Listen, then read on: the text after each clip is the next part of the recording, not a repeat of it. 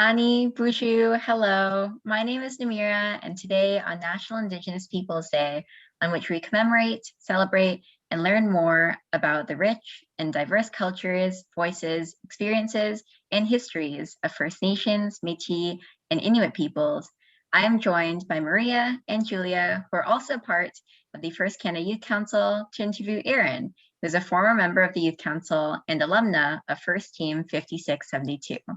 Aaryn, would you like to introduce yourself? Bujuni ag Indigenous cause, Pablo Gijikut Indigenous cause, Nigizi Segigan Doji, Makardodam, Majdodam, and 5672 Tonjaba. So, hello everybody. My name is Aaryn. I am an alumni from 5672 and I'm also in my first year of mechanical engineering at U of T.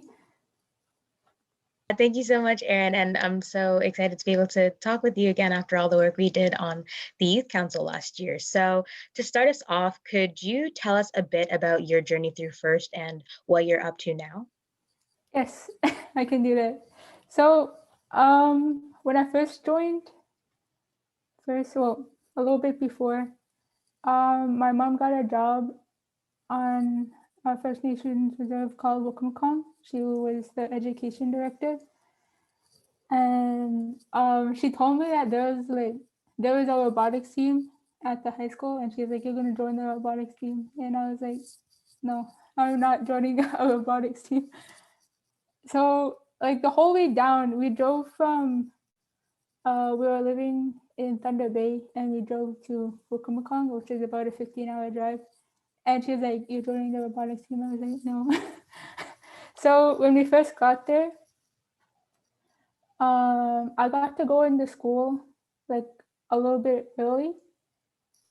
So I met Chris Mara, and Chris Mara was, he was like, "Oh, I could bring the robot around." And then I was like, "Oh, okay." And I thought it was gonna be like a dinky little robot, like really small. But then he like came with a robot, and it was like the size of a mini fridge, and I was like, "What the heck?" So I ended up joining the team, and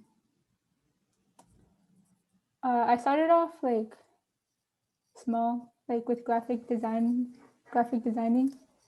I did the t-shirts for the 2017-2018 year, and this is when I was in grade 10. And I made a poster. The t-shirts were terrible. They're like, oh my god, I can't believe they wore them to competition.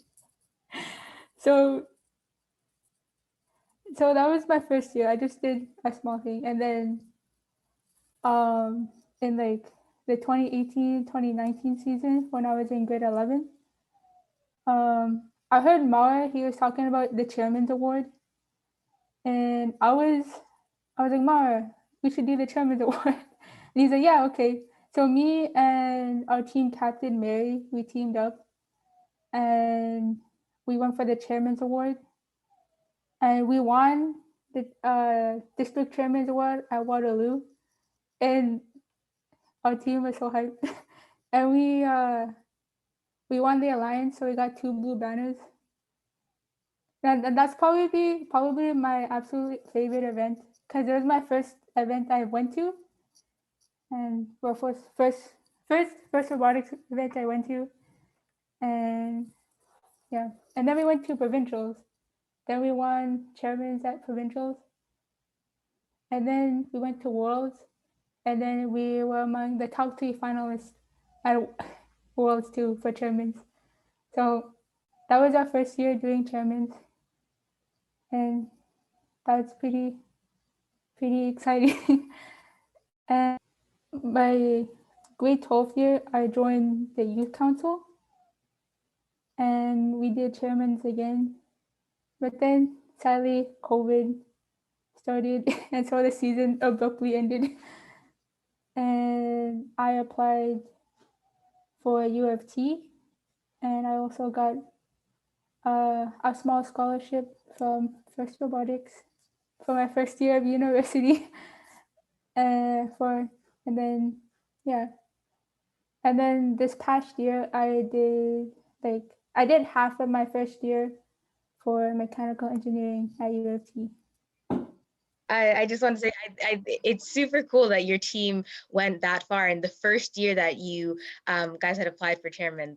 That's amazing, and to make it all the way to Worlds, that must have been such an incredibly such an incredible feeling of pride that your team had, and definitely well deserved. And the next question is, how did your identity as a first robotics competition team member intersect with your Indigenous identity? Okay, so bringing it back a little bit to when I first saw the robot, seeing like a robot like the size of a mini fridge built by First Nation students was mind-boggling, because there's like a stigma around Indigenous people that, oh, they're too dumb to do anything. Seeing people like that look like you do something that you thought was impossible, like it like really helped me to like be prideful to be a First Nations and proud. Thank you, Aaryn, for your last answer. I definitely totally relate to the feeling of representation being so important, and just being able to see someone who looks like you and really make it feel like that dream is possible, or feel like you can also do the same thing. And super important to always have people we can look up to. So I guess our next question was, how has your team strived to inspire Indigenous youth to participate in STEM? So my team inspired me, kind of relating back to the last question. Yeah, I guess it's just like really about seeing yourself in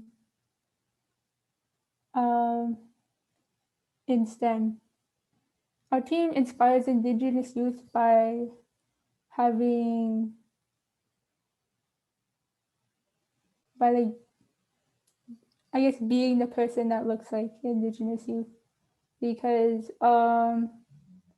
like a lot of the time, like I personally, I don't know like an Indigenous person that is like a lawyer or a doctor or in like an engineer. And this team like showed me was like, why not? Like Anidash, that's our team's logo. It means why not. It's like yeah, why not? Can Indigenous youth be a part of STEM? Like why can't they be like actors, politicians, engineers, or scientists, or even like doctors? And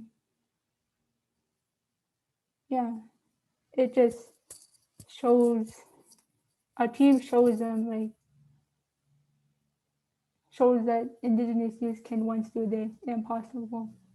Definitely so important that you and other members of your team are serving as inspiration to younger members in your community, and I'm sure it's greatly appreciated by everybody.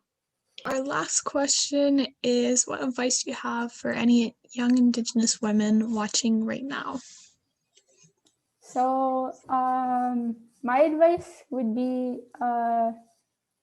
to like keep going, even if it's hard. It's not your fault for first year if you go into your first year of education, the post-secondary education, and if you fail. First Nations youth are like essentially like they're like set up to fail from the start.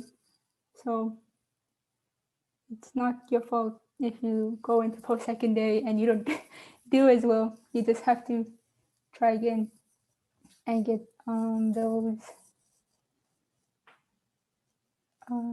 those tools that you missed. Chimigwech, thank you, Aaryn, for your time today and sharing such valuable insights and advice. from your perspective for all of us and any Indigenous youth who are watching today. We really look forward to celebrating all of your contributions and those other people whom you've inspired to accomplish, in your words, what may seem impossible, and to pursue education and careers in STEM fields. Thank you so much again for your time today. We really, truly appreciate it. We have learned so much, and what you've taught us has resonated with others, and what has resonated with others has educated everyone who's watching this today. So thank you very much. Miigwech. Miigwech.